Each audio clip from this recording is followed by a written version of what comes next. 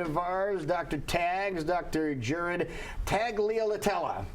Close? Wow. Perfect. Perfect. Oh my goodness, we finally got one right. Of course, you are from... We appreciate you coming in because you finally created a sticker of Jason's face. Yeah. The Ape Cognition I don't know if anyone can get a close-up of that. Probably not. Initiative Director of Research is joining us right now, and this is a place to have the bonobos. Yes. Okay, yes. That's just south of town. It is. Okay, yes. And it's still there. So some people asked during the fair whether or not you guys are still around. We are still around. And it's been a very busy summer, actually. Been doing a whole lot of work research-wise, as always, but we've been really active with kids in school, summer camps, actually most recently working with the Boy Scouts on a couple projects. Oh, now, Dr. Tags, tell everybody what your place is all about for those people that may not have heard of it. Sure. So we're on the, as you mentioned, we're on the southeast side of Des Moines. It's called the Ape Cognition and Conservation Initiative. We have 5 bonobos, and bonobos are our closest relatives, basically. They are our closest. Okay. They are our closest relatives, along with chimpanzees. They are very similar to chimpanzees, but very different in a number of ways. And they're really special in general. There's about 80 altogether in captivity outside of Africa, I should say, in North America. And we have 5 of them. And ours are particularly special because not only are they bonobos, which makes them unique in general because they're highly endangered, but ours understand some degree of spoken English, so you can talk to them and ask them to do things. And they also use a symbol board that has different colored squares that stand out for different words, and so they can sort of talk back to us. And so that obviously not only is an interesting, cool thing, but it's allows us to ask all sorts of research questions that you can't really ask at other places. Now, you have a great event coming up a week from today we want to get to, but is the biggest thing with having fundraisers or events with you guys is still just letting people know you're out there and you exist here in Central Iowa? Right, I think that's a big part. I mean, we've talked, I guess this is my 3rd time being out here. You know, a lot's changed since the first time I came out here, which I'm really happy to say. But we're trying to, we want to be part of the community. I think I say that every time I come out here. I tell it to everyone I talk to in town. We really, I'm historically, maybe I'm not sure that's what happened, but that's what we're all about. Part of our mission is we say science, conservation, civic engagement. We want to bring the community out to us. We want to go out into the community because, as I said, we're a research facility, but we have a conservation mission because bonobos are critically endangered in the wild. And by critically, I mean we just really don't even know how many there are. It could be as many as 50,000. It could be as few as 5. And so we're doing our part to learn about them, but also to educate people, right? So when you think about, okay, well, it's Des Moines. We don't have any bonobos that are indigenous to Des Moines.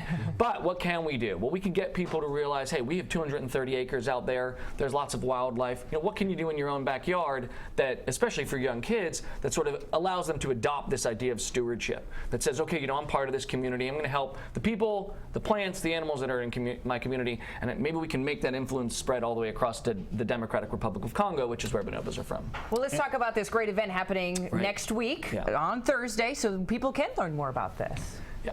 So it's a film called Bonobos Back to the Wild. It's going to be next Thursday, which is September 3rd at 7 p.m. at the Carmike Windsong 16 Theater in Johnston. Okay. And basically, this is a really I got to see the film. It's really, really great. It's sort of a docudrama, I guess that's the technical term. So there's all this really cool footage.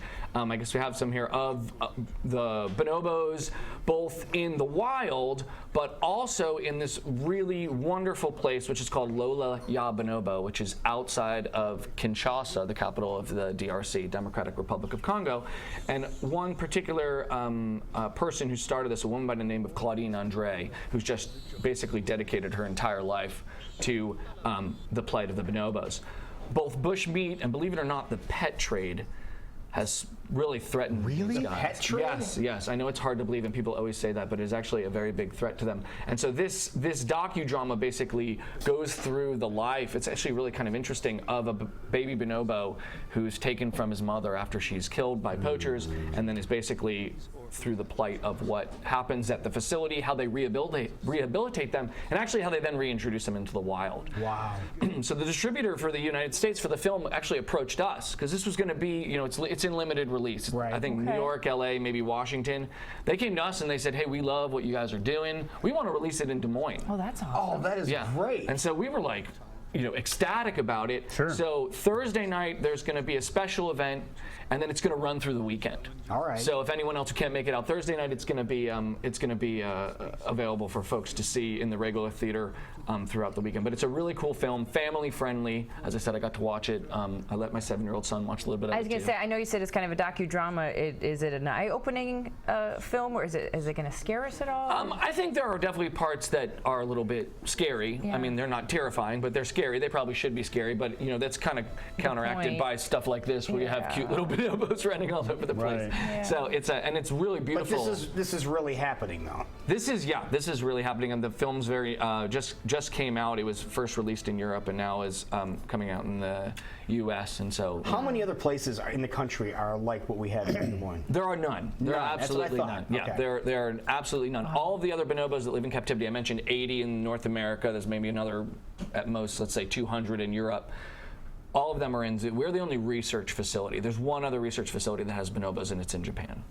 So we're looking to expand. I think we're finally getting our feet under us now that we really Good. feel like we've had a really good summer talking with lots of folks about doing that. And by expanding, I mean possibly bringing some additional bonobos to our facility, because we've got the space.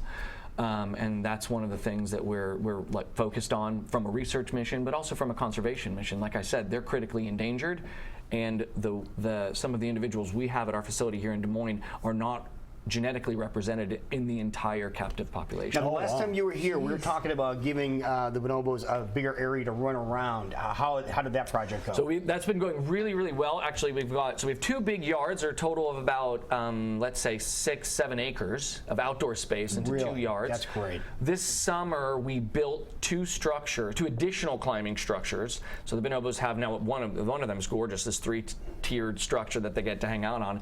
And actually, just last night we've got an Eagle Scout who came to us, raised money for supplies, has got a whole group of other teenagers and adults out there, and they set posts last night. They were there almost till the sun went down, and then they're coming back this weekend to finish it up for the other yard. So we're going to have another climbing structure out there. So we're pretty excited about that. Now, people want more information. I'm sorry, Jackie. No, I was just going to say, if you watch this movie and you're inspired, is the best way that we can help here locally by checking out what you guys are doing over there? Yeah, so our website is apeinitiative.org. Facebook also is where we're sort of posting things. In fact, if you want to think about getting tickets for this event on Thursday night, we'll have that up on Facebook in the next day or two. Ape Initiative.